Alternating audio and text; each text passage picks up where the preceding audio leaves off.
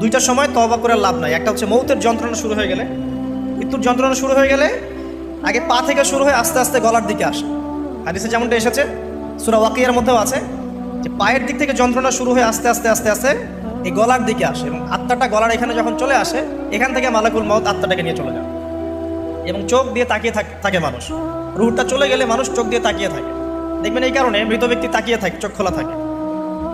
এবং তখন আসমান থেকে সিঁড়ি নামিয়ে দেওয়া হয়, ওই সিঁড়িতে করে আত্মা চলে যাচ্ছে, ও তাকিয়ে দেখে যে আত্মা চলে যাচ্ছে। এবং মানুষ মারা যাওয়ার পরে চোখ জীবিত থাকে অনেকক্ষণ। মেডিকেল সায়েন্স যারা পড়েছে তাদেরকে জিজ্ঞাসা করবে, মানুষ ডেড হয়ে গেলেও চোখ দেখবেন আরও কয়েক ঘন্টা, হয়তো আরও নির্দিষ্ট একটা সময় পর্যন্ত চোখটা কিন্তু জীবিত থাকে।